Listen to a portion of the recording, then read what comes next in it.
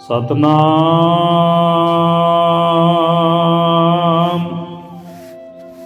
ਸ੍ਰੀ ਵਾਹਿਗੁਰੂ ਸਾਹਿਬ ਜੀ।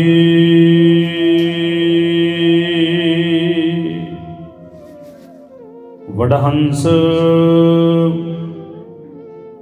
ਮਹੱਲਾ ਪਹਿਲਾ।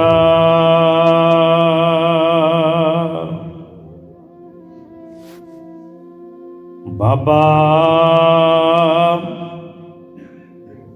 ਆਇਆ ਹੈ ਉੱਠ ਚੱਲਣਾ,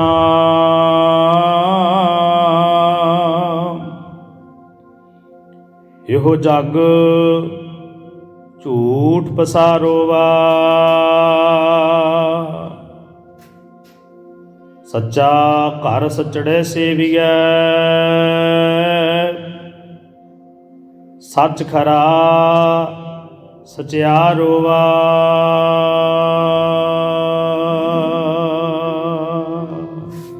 ਵਾਹਿਗੁਰੂ ਜੀ ਕਾ ਖਾਲਸਾ, ਵਾਹਿਗੁਰੂ ਜੀ ਕੀ ਫਤਿਹ। ਯੁਗੋ ਯੁਗ ਅਟਲ, ਹਾਜ਼ਰਾ ਹਜ਼ੂਰ, ਚਵਰ ਤਖਤ ਛਤਰ ਦੇ ਮਾਲਕ, ਹਲਤ ਪਲਤ ਕੇ ਰਖਿਅਕ, ਲੋਕ ਪਰਲੋਕ ਕੇ ਸਹਾਇਕ ਸਤਿਗੁਰੂ ਗੁਰੂ ਗ੍ਰੰਥ ਸਾਹਿਬ ਸੱਚੇ ਪਾਤਸ਼ਾਹ ਜੀ ਦੇ ਪਾਵਨ ਚਰਨਾਂ 'ਚ ਹਾਜ਼ਰੀਨ। ਗੁਰੂ ਰੂਪ ਖਾਲਸਾ ਜੀ, ਗਰੀਬ ਨਵਾਜ਼ ਜੀ ਦਾ ਪਾਵਨ ਮੁਬਾਰਕ ਸ੍ਰੀ ਮੁਖ ਵਾਕ 581 ਅੰਕ 'ਤੇ ਸੁਭਾਈਮਾਨ ਹੈ। ਰਾਗ ਵਡਹੰਸ ਮਹੱਲਾ ਪਹਿਲਾ। ਗਰੀਬ ਨਵਾਜ ਆਪ ਨਾਰਾਇਣ ਕਲਾ ਧਾਰ, ਜਗ ਮੈਂ ਪਰਵਰਿਓ, ਨਿਰੰਕਾਰ ਆਕਾਰ ਜੋਤ, ਜਗ ਮੰਡਲ ਕਰਿਓ। ਗਰੀਬ ਨਵਾਜ ਸਤਿਗੁਰੂ ਧੰਨ ਗੁਰੂ ਨਾਨਕ ਸਾਹਿਬ ਸੱਚੇ ਪਾਤਸ਼ਾਹ ਜੀ ਦੀ ਮੁਬਾਰਕ ਰਸਨਾ ਦਾ ਇਹ ਮੁਬਾਰਕ ਬੋਲ। ਸਾਹਿਬ ਕਹਿੰਦੇ ਵੀ ਬਾਬਾ ਆਇਆ ਹੈ ਉੱਠ ਚੱਲਣਾ, ਇਹੋ ਜਗ ਝੂਠ ਪਸਾਰੋਵਾ। ਸਤਿਗੁਰੂ ਕਹਿੰਦੇ ਜੋ ਆਇਆ ਹੈ ਉਹਨੇ ਜਾਣਾ ਹੈ, ਤੇ ਜਿਹਨੇ ਜਾਣਾ ਹੈ ਉਹ ਝੂਠ ਦੀ ਦੁਨੀਆ, ਇਹ ਜੋ ਦੁਨੀਆ ਸਿਹਰ ਮੇਲਾ ਜਾਦੂ ਦੀ ਦੁਨੀਆ ਦੇ ਅੰਦਰ ਉਹ ਰਹਿ ਰਿਹਾ ਹੈ।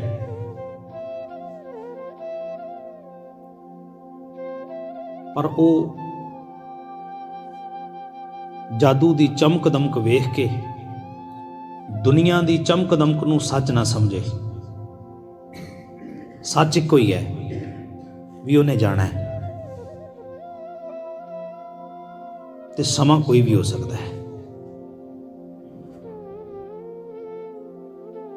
ਪੁਰਮ ਦੇ ਕਿਨਾਰੇ ਦੇ ਉੱਤੇ ਬਾਬਾ ਮਰਦਾਨਾ ਜੀ ਤੇ ਗਰੀਬ ਨਵਾਜ ਸੱਚੇ ਪਾਤਸ਼ਾਹ ਗੁਰੂ ਨਾਨਕ ਸਾਹਿਬ ਬੈਠੇ ਨੇ। ਕੀਰਤਨ ਦੀ ਆਰੰਭਤਾ ਹੋਣ ਲੱਗੀ ਹੈ। ਸਤਿਗੁਰੂ ਨੇ ਕਿਹਾ, ਕਹਿੰਦੇ ਮਰਦਾਨਾ ਜੀ ਬਾਣੀ ਆਈ ਹੈ, ਰਬਾਬ ਦੀਆਂ ਤਾਰਾਂ ਛੇੜੋ, ਕਰਤੇ ਪੁਰਖ ਦੀ ਸਿਫਤ ਸਲਾਹ ਦੇ ਵਿੱਚ ਜੁੜੀਏ, ਸਮਾਂ ਹੋ ਗਿਆ ਹੈ। ਤੇ ਸਾਹਿਬ ਨੇ ਉਸ ਕੁਰਮ ਸ਼ਹਿਰ ਦੇ ਬਾਹਰ ਬੈਠਿਆਂ ਇੱਕ ਬਚਨ ਪੂਰੀ ਮਨੁੱਖਤਾ ਦੀ ਝੋਲੀ 'ਚ ਪਾਇਆ। ਸਾਹਿਬ ਕਹਿੰਦੇ ਤਨਾਸਰੀ ਮਹੱਲਾ ਪਹਿਲਾ। ਰਾਗ ਤਨਾਸਰੀ ਦੇ ਵਿੱਚ ਸਾਹਿਬ ਕਹਿਣ ਲੱਗੇ, ਹਮ ਆਦਮੀ ਹਾਂ ਇੱਕਦਮੀ, ਮੁਹਲਤ ਮੁਹਤ ਨਾ ਜਾਣਾ, ਨਾਨਕ ਬਿਨਵੈ ਤਿਸੇ ਸਰੇਵੋ, ਜਾ ਕੇ ਜੀ ਪ੍ਰਾਣਾ। ਅੰਧੇ ਜੀਵਨਾ ਵਿਚਾਰ ਦੇਖ ਕੀਤੇ ਕੇਦਨਾ। ਕਹਿਣ ਲੱਗੇ ਵਿਚਾਰ ਕਰਕੇ ਦੇਖ ਕਿੰਨੇ ਕੁ ਦਿਨਾਂ ਦਾ ਸਮਾਂ ਤੈਨੂੰ ਮਿਲਿਆ। ਹਮ ਆਦਮੀ ਹਾਂ ਇੱਕਦਮ ਹੀ। ਇਹ ਬੜਾ ਕੌੜਾ ਸੱਚ ਹੈ, ਸੁਣ ਲੈਂਦੇ ਆ ਪਰ ਮਨ ਨਹੀਂ ਮੰਨਦਾ। ਇੱਕ ਵਿਦਵਾਨ ਹੋਏ ਨੇ ਤੁਲਸੀਦਾਸ, ਉਹਨਾਂ ਨੇ ਇਸ ਗੱਲ ਦਾ ਜ਼ਿਕਰ ਕੀਤਾ। ਕਹਿਣ ਲੱਗੇ ਮਨੁੱਖ ਦਾ ਮਨ ਨਹੀਂ ਮੰਨਦਾ। ਪਹਿਲੇ ਬਣੀ ਪਰਾ ਲਬਦ, ਪਾਛੇ ਬਣਿਓ ਸਰੀਰ। ਤੁਲਸੀ ਖੇਲ ਅਚਰਜ ਹੈ, ਮਨ ਨਹੀਂ ਬੰਨਦਾ ਤੀਰ। ਮਨ 'ਚ ਭਰੋਸਾ ਹੀ ਨਹੀਂ ਆਉਂਦਾ। ਮੈਂ ਕਿਲਾੜੇ ਜਾਣਾ ਹੈ, ਕਿਸੇ ਨੂੰ ਕਹਿ ਦਈਏ ਬਾਬਾ ਨਿਤਨੇਮ ਕਰਿਆ ਕਰ, ਬਾਣੀ ਪੜਿਆ ਕਰ, ਗੁਰੂ ਘਰ ਆਇਆ ਕਰ, ਹੱਥੀਂ ਸੇਵਾ ਕਰਿਆ ਕਰ, ਕਹੇਗਾ ਹਜੇ ਤੇ ਬੜੇ ਕਾਰਜ ਹੈ। ਇਹ ਕਾਰਜ ਥੋੜੇ ਨਿਬੇੜ ਲਵਾਂ ਫਿਰ ਗੁਰੂ ਘਰ ਆਉਣਾ ਹੈ, ਹੋਰ ਆਪਾਂ ਕੀ ਕਰਨਾ ਹੈ। ਪਰ ਸਤਿਗੁਰੂ ਕਹਿੰਦੇ ਅੱਜ ਕੱਲ ਕਰਦਿਆਂ ਕਾਲ ਵਿਆਪੈ। ਅੱਜ ਤੇ ਕੱਲ ਕਰਦਿਆਂ ਸਮਾਂ ਨੇੜੇ ਆ ਜਾਂਦਾ ਹੈ।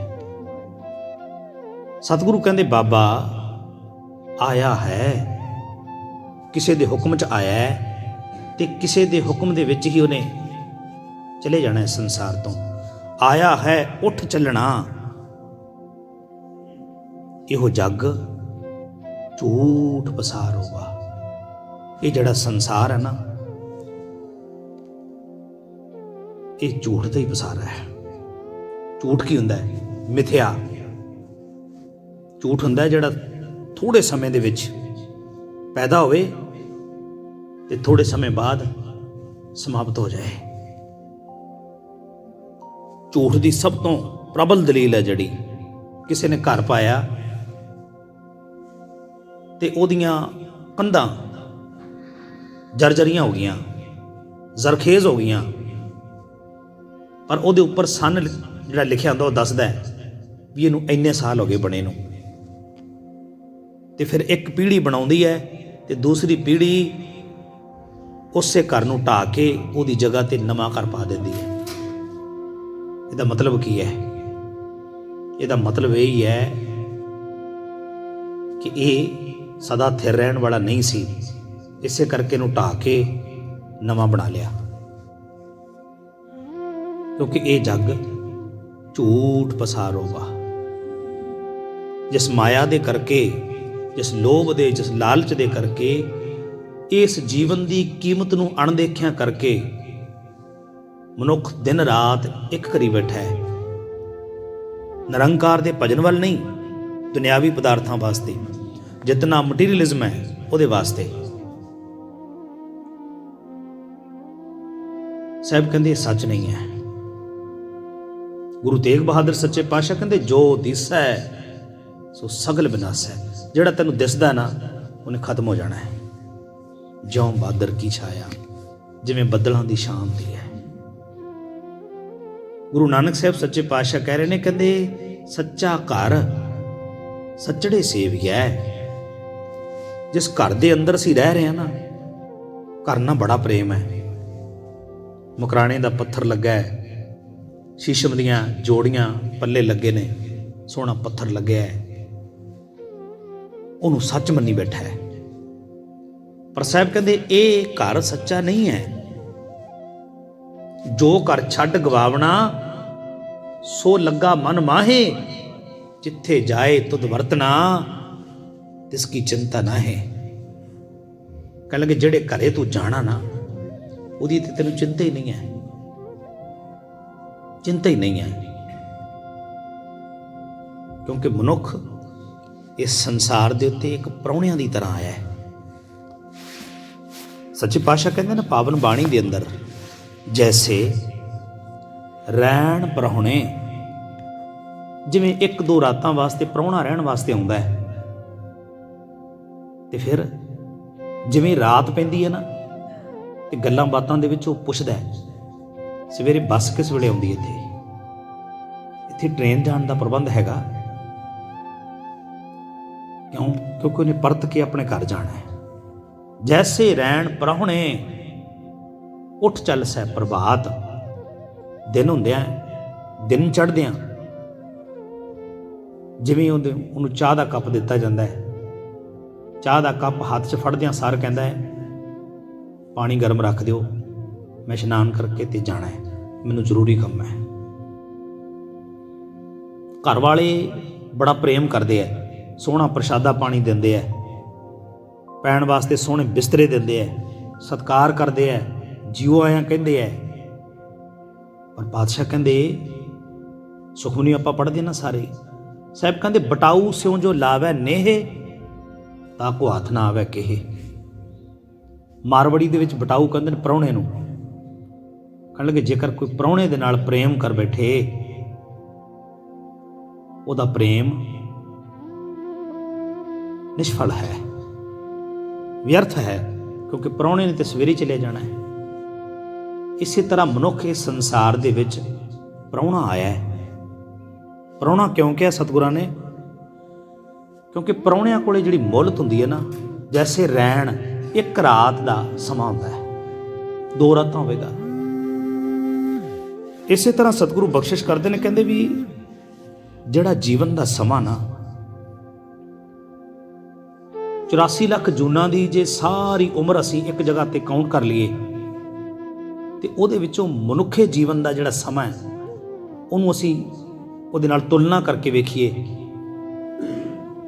ਤੁਲਨਾਤਮਕ ਆਧਾਰ ਦੇ ਤਲ ਤੇ ਅਸੀਂ ਵੇਖੀਏ, ਮੇਰੇ ਖਿਆਲ ਨਾਲ 1 ਰਾਤ ਤੋਂ ਵੀ ਘੱਟ ਬਣੇਗਾ। ਜੈਸੇ ਰੈਣ ਪ੍ਰਾਹੁਣੇ ਉੱਠ ਚੱਲ ਸਹਿ ਪ੍ਰਭਾਤ, ਕਿਆ ਤੂੰ ਰੱਤਾ ਗ੍ਰਸਤ ਸਿਉ ਸਭ ਫੁੱਲਾਂ ਕੀ ਬਾਗਾਤ। ਕਹਿਣ ਲੱਗੇ ਜਿਹੜਾ ਗ੍ਰਸਤੀ ਜੀਵਨ ਹੈ, ਪਰਿਵਾਰਕ ਜੀਵਨ ਹੈ, ਇਹ ਜੱਗ ਦੇ ਨਾਲ ਜਿਹੜਾ ਤੇਰੀ ਸਾਂਝ ਹੈ ਬਹੁਤੀ ਲੰਬੀ ਨਹੀਂ ਹੈ। ਇਹ ਤੇ ਇਸ ਤਰ੍ਹਾਂ ਹੈ ਜਿਵੇਂ ਇੱਕ ਫੁੱਲ ਸਵੇਰ ਨੂੰ ਖਿੜਦਾ ਹੈ, ਪ੍ਰਭਾਤ ਵੇਲੇ ਖਿੜਦਾ ਹੈ ਤੇ ਸੰਧਿਆ ਵੇਲੇ ਨੂੰ ਮੁਰਝਾ ਜਾਂਦਾ ਹੈ। ਇੰਨਾ ਕੁ ਜੀਵਨ ਹੈ। ਸੱਚਾ ਘਰ, ਜਿਸ ਘਰ ਨੂੰ ਤੂੰ ਸੱਚਾ ਸਮਝੀ ਬੈਠਾ ਨਾ, ਇਹ ਸੱਚਾ ਨਹੀਂ ਹੈ। ਸੂਫੀ ਫਕੀਰ ਹੋਏ ਨੇ ਬਾਬਾ ਬੁੱਲੇ ਸ਼ਾਹ, ਉਹ ਕਹਿੰਦੇ ਬੁੱਲੇ ਸ਼ਾਹ ਇੱਥੇ ਸਭ ਮੁਸਾਫਰ ਤੇ ਬੈਠ ਕਿਸੇ ਨਹੀਂ ਰਹਿਣਾ, ਆਪੋ ਆਪਣੀ ਵਾਟ ਮੁਕਾ ਕੇ ਸਭ ਨੇ ਰਾਹੇ ਪੈਣਾ। ਜ਼ਿੰਦਗੀ ਦਾ ਸਮਾਂ ਹੈ, ਪਰ ਜਿਸ ਘਰ ਨੂੰ ਤੂੰ ਸੱਚਾ ਸਮਝੀ ਬੈਠਾ ਹੈ ਇਹ ਸੱਚਾ ਨਹੀਂ ਹੈ, ਨਹੀਂ ਹੈ ਸੱਚਾ। ਸੱਚਾ ਘਰ। ਤੇ ਫਿਰ ਇੱਥੇ ਸਵਾਲ ਪੈਦਾ ਹੋ ਜਾਂਦਾ ਹੈ ਵੀ ਸੱਚਾ ਘਰ ਕਿਹੜਾ ਹੈ? ਪਾਤਸ਼ਾਹ ਕਹਿੰਦੇ ਸੋ ਦਰ ਤੇਰਾ ਕਿਹਾ, ਸੋ ਕਰ ਕਿਹਾ ਜਿਤ ਬਹਿ ਸਰਬ ਸੰਭਾਲੇ। ਕੈਸਾ ਘਰ ਹੈ ਤੇਰਾ ਜਿੱਥੇ ਬੈਠ ਕੇ ਤੂੰ ਸਾਰਿਆਂ ਨੂੰ ਪ੍ਰਾਣ ਸ਼ਕਤੀ ਜੀਵਨ ਦੇਣਾ, ਜਿੱਥੇ ਸਾਰਿਆਂ ਦੇ ਦੁੱਖ ਸੁੱਖ ਸੁਣਦਾ ਹੈ। ਜੀ ਕੀ ਇੱਕ ਹੀ ਪੈਮਾਨੀ, ਤੂੰ ਸਾਰਿਆਂ ਦੀਆਂ ਫੀਲਿੰਗਾਂ ਨੂੰ ਸਮਝਦਾ ਹੈ, ਸਾਰਿਆਂ ਦੇ ਦੁੱਖਾਂ ਨੂੰ ਸਮਝਦਾ ਹੈ, ਸਾਰਿਆਂ ਦੇ ਸੁੱਖਾਂ ਨੂੰ ਸਮਝਦਾ ਹੈ। ਹਰ ਇੱਕ ਮੂਵਮੈਂਟ ਦੇ ਅੰਦਰ ਤੂੰ ਬਿਰਾਜਮਾਨ ਹੈ। ਕੈਸਾ ਘਰ ਹੈ ਤੇਰਾ? ਤੇ ਦੁਨਿਆਵੀ ਘਰ ਦੇ ਅੰਦਰ ਕਮੀ ਹੋ ਸਕਦੀ ਹੈ, ਪਰ ਸਾਹਿਬ ਕਹਿੰਦੇ ਸਾਚੇ ਸਾਹਿਬਾ ਗੁਰੂ ਅਮਰਦਾਸ ਮਹਾਰਾਜ ਕਿਆ ਨਹੀਂ ਕਰ ਤੇਰਾ? ਘਰ ਤਾਂ ਤੇਰਾ ਹੈ, ਸਭ ਕੁਛ ਹੈ। ਹੇ ਨਿਰੰਕਾਰ, ਤੇਰੇ ਘਰ 'ਚ ਸਭ ਕੁਛ ਹੀ ਹੈ। ਉਹ ਹੈ ਸੱਚਾ ਘਰ, ਜਿੱਥੇ ਅਸੀਂ ਪਰਤ ਕੇ ਜਾਣਾ ਹੈ। ਉਹ ਸੱਚਾ ਘਰ ਹੈ ਤੇ ਸੱਚੇ ਘਰ ਹਰ ਇੱਕ ਨੂੰ ਜਾਣਾ ਹੀ ਪੈਣਾ ਹੈ, ਜਾਣਾ ਹੀ ਪੈਣਾ ਹੈ। ਕਿਉਂਕਿ ਇਸ ਦੁਨੀਆ ਦੇ ਉੱਤੇ ਬੜੇ ਵੱਡੇ ਵੱਡੇ ਆਏ ਤੇ ਉਹਨਾਂ ਨੂੰ ਇੱਥੋਂ ਜਾਣਾ ਪਿਆ ਹੈ। ਵਿਦਵਾਨ ਕਹਿੰਦਾ ਹੈ ਦੁਨੀਆ ਮੁਸਾਫਰਾਂ ਦੇ ਵਾਂਗ ਜਗ ਵਸਦਾ ਏ। ਵੱਡੇ ਵੱਡੇ ਇੱਥੋਂ ਵਿਦਵਾਨ ਜਾਂਦੇ ਵੇਖੇ ਨੇ, ਚੜ੍ਹਦੇ ਤੋਂ ਲਹਿੰਦੇ ਤੱਕ ਰਾਜ ਜਿਹੜੇ ਬੰਦਿਆਂ ਦਾ, ਅਰਥੀ ਤੇ ਪੈ ਕੇ ਸ਼ਮਸ਼ਾਨ ਜਾਂਦੇ ਵੇਖੇ ਨੇ। ਬੰਨ ਕੇ ਖੁਦਾ ਨਾ ਵੈਰ, ਅਰਸ਼ਾਂ ਨੂੰ ਤੀਰ ਮਾਰੇ, ਤੇ ਧਰਤੀ ਤੇ ਰੱਖ ਕੇ ਕਮਾਣ ਜਾਂਦੇ ਵੇਖੇ ਨੇ। ਦੁਨੀਆ ਮੁਸਾਫਰਾਂ ਦੇ ਵਾਂਗ ਜੱਗ ਵਸਦਾ ਏ, ਵੱਡੇ ਵੱਡੇ ਇੱਥੋਂ ਵਿਦਵਾਨ ਜਾਂਦੇ ਵੇਖੇ ਨੇ। ਜਿਹੜਾ ਆਇਆ ਉਹਨੇ ਸੱਚੇ ਘਰ ਪਰਤਣਾ ਹੈ। ਸੱਚਾ ਘਰ ਸੱਚੜੇ ਸੇਵੀਐ। ਸੱਚੇ ਨੂੰ ਚੇਤੇ ਕਰੋ। ਤੇ ਸੱਚਾ ਕੌਣ ਹੈ? ਗੁਰੂ ਨਾਨਕ ਸਾਹਿਬ ਸੱਚੇ ਪਾਤਸ਼ਾਹ ਕਹਿੰਦੇ ਆਦ ਸੱਚ ਜੁਗਾਦ ਸੱਚ ਹੈ ਭੀ ਸੱਚ ਨਾਨਕ ਹੋਸੀ ਭੀ ਸੱਚ। ਨਿਰੰਕਾਰ ਸੱਚ ਹੈ। ਨਾਨਕ ਨਿਰਭਉ ਨਿਰੰਕਾਰ ਸੱਚ ਏਕ। ਆ ਭਾਈ ਸਾਹਿਬ ਨੇ ਹੁਣੇ ਆਸਾ ਜੀ ਕੀ ਵਾਰ ਚ ਪੜਿਆ ਸੀ। ਇੱਕੋ ਹੀ ਨਿਰੰਕਾਰ ਹੈ ਜਿਹੜਾ ਸੱਚਾ ਹੈ, ਉਹਦੇ ਤੋਂ ਬਿਨਾਂ ਬਾਕੀ ਸਭ ਝੂਠ ਹੈ। ਤੇ ਜਿਹੜਾ ਸੱਚੇ ਨਾਲ ਜੁੜੇਗਾ, ਸਾਹਿਬ ਕਹਿੰਦੇ ਸੱਚ ਖਰਾ ਸਚਿਆਰ ਹੋਵਾ। ਉਹ ਸੱਚਾ ਆਤਮਿਕ ਜੀਵਨ ਦੇਗਾ ਤੇ ਆਪਣਾ ਰੂਪ ਬਣਾ ਲਏਗਾ, ਆਪਣੇ ਵਿੱਚ ਸਮਾ ਲਏਗਾ, ਆਪਣੇ ਵਰਗਾ ਕਰ ਲਏਗਾ। ਗਰੀਬ ਨਵਾਜ ਕਹਿੰਦੇ ਕੂੜ ਲੱਭ ਜਾ ਥਾਏ ਨਾ ਪਾਸੀ ਅੱਗੇ ਲਹਿ ਨਾ ਠਾਓ। ਕੂੜ, ਕੂੜ ਕਹਿੰਦੇ ਨੇ ਝੂਠ ਨੂੰ।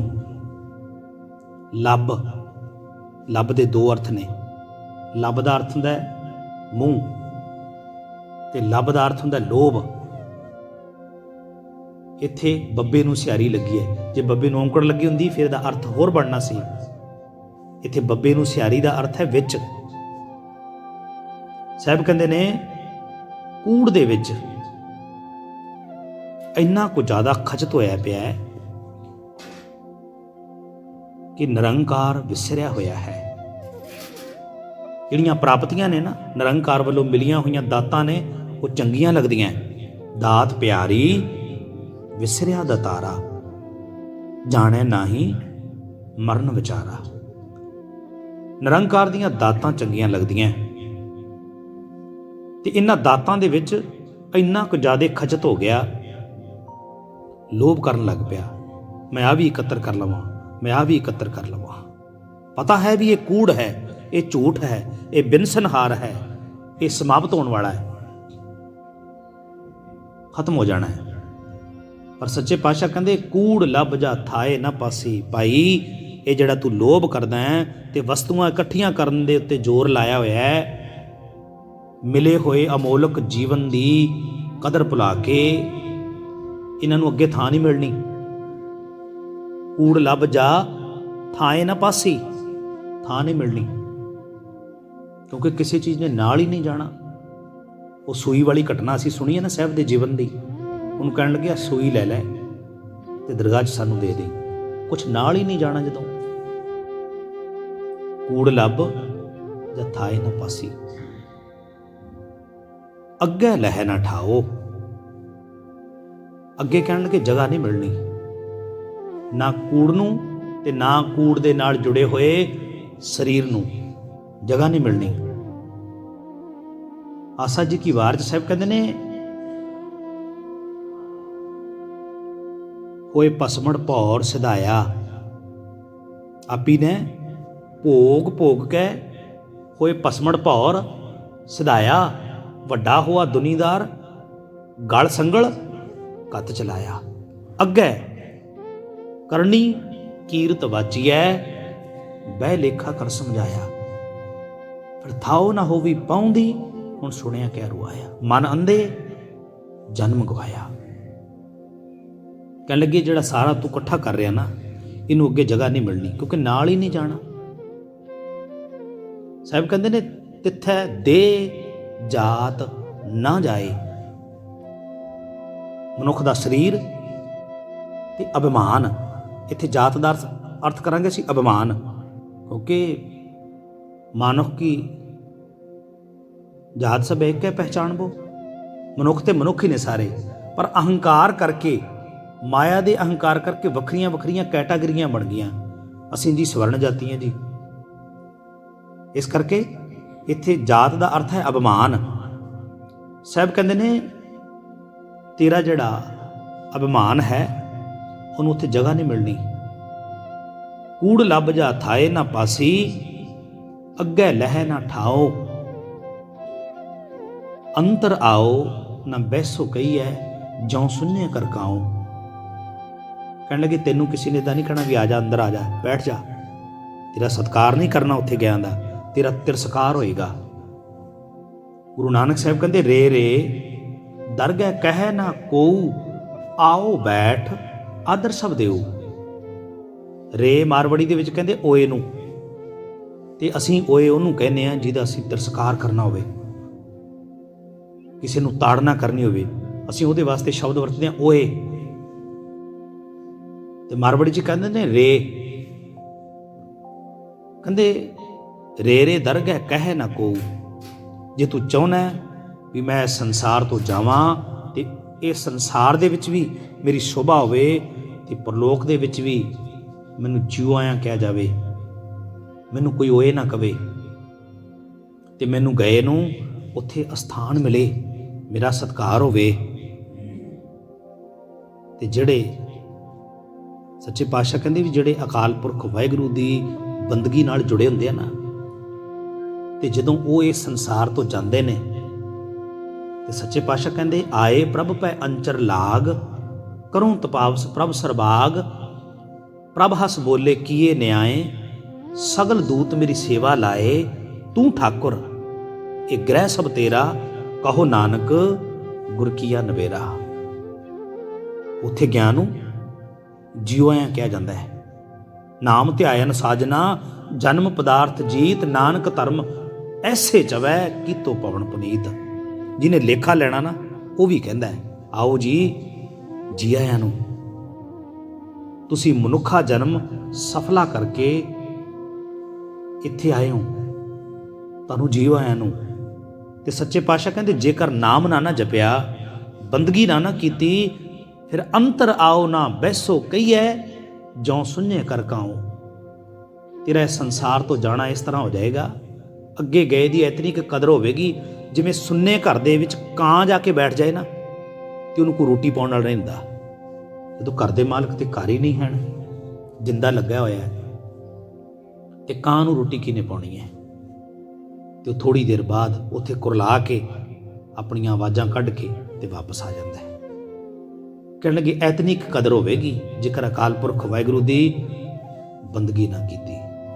ਤੇ ਸਾਹਿਬ ਕਹਿੰਦੇ ਨੇ ਜੰਮਣ ਮਰਨ ਵੱਡਾ ਵਿਛੋੜਾ, ਬਿਨਸੈ ਜੱਗ ਸੁਭਾਈ। ਇਹ ਜੰਮਣਾ ਤੇ ਮਰਨਾ ਸਭ ਤੋਂ ਵੱਡਾ ਦੁੱਖ ਹੈ। ਵਿਛੋੜਾ, ਵਿਛੋੜੇ ਦੇ ਵਿੱਚੋਂ ਦੁੱਖ ਦਾ ਜਨਮ ਹੁੰਦਾ ਹੈ, ਬਿਰਹਾ ਦਾ, ਪੀੜ ਦਾ ਜਨਮ ਹੁੰਦਾ ਹੈ। ਇਸੇ ਕਰਕੇ ਸਤਿਗੁਰੂ ਨੇ ਵਿਛੋੜੇ ਦੀ ਪਰਿਭਾਸ਼ਾ ਦਿੱਤੀ ਹੈ ਤੇ ਕਿਹਾ ਵੀ ਵੱਡਾ ਵਿਛੋੜਾ। ਵੱਡਾ ਵਿਛੋੜਾ ਕਿਉਂ ਹੈ? ਕਬੀਰ ਜੀ ਕਹਿੰਦੇ ਇੱਕ ਦੁੱਖ ਰਾਮ ਰਾਏ ਕਾਟੋ ਮੇਰਾ, ਅਗਨ ਦਹੈ ਔਰ ਗਰਭ ਬਸੇਰਾ। ਵਾਰੀ ਵਾਰੀ ਜੰਮਣਾ ਤੇ ਮਰਨਾ, ਜਠਰਾਗਨ ਦੀ ਅਗਨ ਨੂੰ ਸਹਿਣਾ ਬੜਾ ਵੱਡਾ ਦੁੱਖ ਹੈ। ਜੰਮਣ ਮਰਨ ਵੱਡਾ ਵਿਛੋੜਾ, ਬਿਨਸੈ ਜੱਗ ਸਬਾਏ। ਇਹ ਸੰਸਾਰ ਹੈ ਜਿਹੜਾ, ਸਾਰਾ ਹੀ ਸੰਸਾਰ ਇਸ ਜਨਮ ਤੇ ਮਰਨ ਦੇ ਚੱਕਰ 'ਚ ਲਗਾਤਾਰ ਕਦੇ ਜੰਮਦਾ ਤੇ ਕਦੇ ਮਰਦਾ ਆ ਰਿਹਾ ਹੈ। ਲਬ ਧੰਦੇ ਮਾਇਆ ਜਗਤ ਭੁਲਾਇਆ, ਕਾਲ ਖੜਾ ਰੁਆਏ। ਲੋਭ ਦੇ ਵਿੱਚ, ਧੰਦਿਆਂ ਦੇ ਵਿੱਚ ਇਹ ਸੰਸਾਰ ਖਚਤ ਹੋਇਆ ਪਿਆ ਹੈ। ਪਰ ਜਿਸ ਦਿਨ ਅੰਤ ਦਾ ਸਮਾਂ ਆਉਂਦਾ ਉਸ ਦਿਨ ਮਨੁੱਖ ਦੇ ਪੱਲੇ ਰੋਣ ਤੋਂ ਸਿਵਾਏ ਕੁਝ ਨਹੀਂ ਰਹਿ ਜਾਂਦਾ। ਪਿਛਲੇ ਵੀ ਰੋਂਦੇ ਨੇ, ਭੈ ਰੋਵੈ ਗੁਣਸਾਰ ਸੰਭਾਲੇ, ਤੇ ਕੋ ਮਰਿਆ ਨਾ ਮੋਇਆ ਨਾਲੇ। ਰੋਵਣ ਵਾਲੇ ਜਿੱਤੜੇ ਸਭ ਬੰਨ੍ਹੈ ਪੰਡ ਪਰਾਲ। ਜਾਣ ਵਾਲਾ ਜਾਣ ਤੋਂ ਪਹਿਲੇ ਰੋਂਦਾ ਹੈ ਤੇ ਉਹਨੂੰ ਪ੍ਰੇਮ ਕਰਨ ਵਾਲੇ ਉਹਦੇ ਜਾਣ ਤੋਂ ਬਾਅਦ ਰੋਂਦੇ ਹੀ ਰਹਿੰਦੇ ਨੇ, ਰੋਂਦੇ ਹੀ ਰਹਿੰਦੇ ਨੇ। ਇਸ ਕਰਕੇ ਸਤਿਗੁਰੂ ਕਹਿੰਦੇ ਬਾਬਾ ਆਵੋ ਭਾਈਓ ਗਲ ਮਿਲੈ, ਮਿਲ ਮਿਲਦੇ ਅਸੀਸਾਂ ਹੈ। ਸਤਿਗੁਰੂ ਕਹਿੰਦੇ ਇਹ ਭਾਈ ਇੱਕ ਦੂਸਰੇ ਨੂੰ ਮਿਲੋ ਤੇ ਮਿਲ ਕੇ ਅਸੀਸ ਦਿਓ।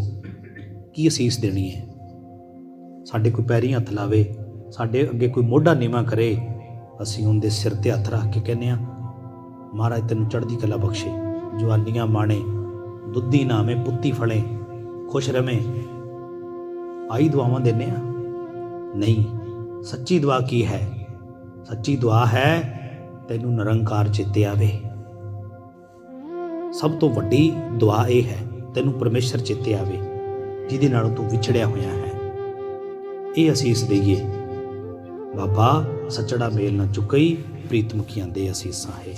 ਗਰੀਬ ਨਵਾਜ ਸੱਚੇ ਪਾਤਸ਼ਾਹ ਰਹਿਮਤ ਬਖਸ਼ਿਸ਼ ਕਰੇ। ਦੇਵੋ ਸੱਜਣ ਅਸੀਸੜੀਆਂ, ਜੋ ਹੋਵੇ ਸਾਹਿਬ ਸਿਉ ਮੇਲ। ਸੱਚੀ ਅਸੀਸ ਹੈ ਇਹ ਹੈ ਕਿ ਸਭਨਾਂ ਨੂੰ ਨਿਰੰਕਾਰ ਚੇਤੇ ਆਵੇ। ਭੁੱਲ ਚੁੱਕ ਦੀ ਖਿਮਾ। ਇੱਥੇ ਸਮੇਂ ਦੀ ਸਮਾਪਤੀ ਹੈ। ਸਾਰੀ ਸੰਗਤ ਰਸਨਾ ਪਵਿੱਤਰ ਕਰਦਿਆਂ ਸਾਰੇ ਬੁਲਾਓ ਜੀ। ਵਾਹਿਗੁਰੂ ਜੀ ਕਾ ਖਾਲਸਾ, ਵਾਹਿਗੁਰੂ ਜੀ ਕੀ